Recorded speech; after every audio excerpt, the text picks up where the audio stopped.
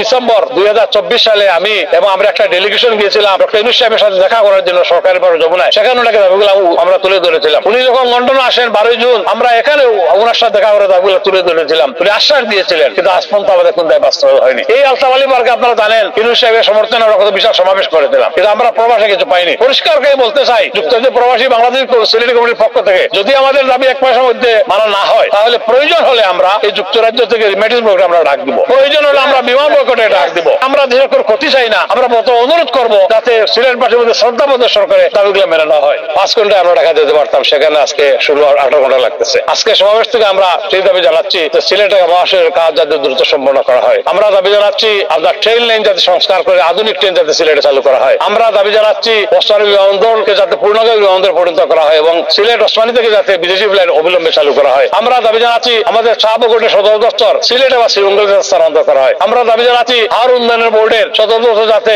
আপনার সুনামগঞ্জে স্থানান্তর করা হয়। ব্রিটেনের বসবাসরত সিলেটবাসী আমরা অত্যন্ত বিক্ষুব্ধ। আজকে আমাদের মধ্যে বৈষম্য করা হচ্ছে, সিলেটবাসীর মধ্যে বৈষম্য করা হচ্ছে।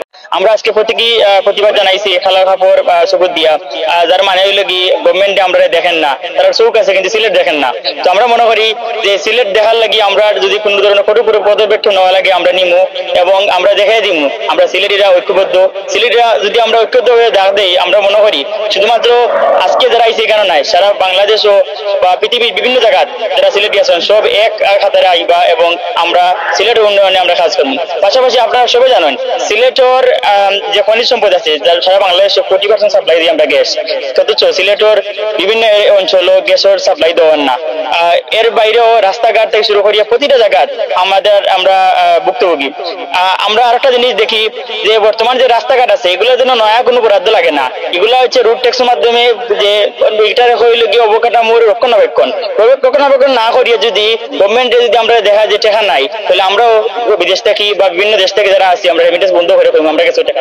সিলেটিরা যারা আছেন পুরো পৃথিবীতে ছড়িয়ে আছেন, আমরা বলবো আপনারা জায়গায় জায়গায় এরকম আন্দোলন গড়ে তুলুন। আমরা সিলেটিরা যখন সবাই একসাথে হব, এরকম দাবি আদায় করা আমাদের জন্য কোনো ব্যাপার না। রেমিটেন্স শার্টন থেকে শুরু করে আমাদের যা কিছু করার প্রয়োজন আমরা সব কিছু করব। আমরা এখানে প্রবাসীরা আছি, বিলাতে পড়ে আছি, কিন্তু আমাদের মন পড়ে আছে সিলেটে। এই সিলেটের জন্য আমরা সব কিছু করতে আমরা রাজি। তবে সুনির্দিষ্ট 6টা দাবি আমাদের ছিল। এই দাবির মধ্যে প্রথম ছিল 6 লেনের কাজ নির্দিষ্ট সময়ের মধ্যে সম্পন্ন করতে হবে এবং প্রকল্প বাস্তবের স্বচ্ছতা তদারকি এবং দ্রুত অর্থ ছাড় নিশ্চিত করতে হবে। ঢাকা সিলেট রুটে বিশেষ ট্রেন সার্ভিস আপনারা চালু করতে হবে যাতে শিক্ষার্থী, রোগী এবং প্রবাসী এবং পর্যটকরা নিরাপদে সিলেটে যেতে পারে। জরুরি রোগী পরিবহনের জন্য সরকারি অ্যাম্বুলেন্সের করিডোরের ব্যবস্থা করতে হবে এবং দ্রব্যমূল্য নিয়ন্ত্রণে মালবাহী পরিবহনের বিকল্প রুট যেমন রেলপথ এবং নৌপথ তৈরি করতে হবে এবং পর্যটক খাত পুনর্জীবিত করতে প্রণোদনা প্যাকেজ এবং অবকাঠামো উন্নয়ন করতে হবে এবং সিলেট বিমানবন্দরকে আন্তর্জাতিক বিমানে অতি বিলম্বে আপনার পূর্ণাঙ্গরূপে আপনার তৈরি করতে হবে। এগুলো ছিল আমাদের সুনির্দিষ্ট দাবি আজকের পক্ষ থেকে। এই নির্দিষ্ট দাবি যদি মানা না হয় বড় আন্দোলন আমরা নিয়ে আসবো। আজকের এই সভা থেকে আমরা বলতে চাই এই অন্তর্বর্তীকালীন সরকারকে সিলেটের উন্নয়ন নিয়ে আপনারা কোনো টাল বাহানা করবেন না। যদি সিলেটের উন্নয়ন নিয়ে আপনারা টাল বাহানা করেন, আমরা এই গেট পিটন থেকে সমস্ত বৃহত্তর সিলেটের প্রবাসীরা রেমিটেন্স বন্ধ করে দিতে বাধ্য হব। শান্ত সিলেটবাসীকে আপনারা অশান্ত করবেন না। অশান্ত করলে আপনাদের কন্ট্রোলের বাইরে চলে যাবে। আমি অন্তর্বর্তী সরকারের প্রধান উপদেষ্টা ডক্টর ইউনূসকে অবিলম্বে বাই রোডে সিলেট সফর করার আহ্বান জানাচ্ছি। আপনারা জানেন এই গত কয়েকদিন আগে সিলেট থেকে সিলেটের উন্নয়নের জন্য আন্দোলনের ডাক দেওয়া হয়েছিল।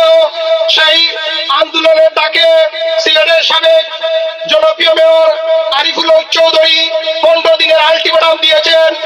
এই ব্রিটেনের আলতাফ আলী পার্ক থেকে আমরা আরিফুল হক চৌধুরীর 15 দিনের আলটিমেটামের সাথে একাত্মতা পোষণ করছি এবং আজকে এই সভা থেকে আমরা আরো কঠোর এবং কর্মসূচি দিব এবং এই সরকারকে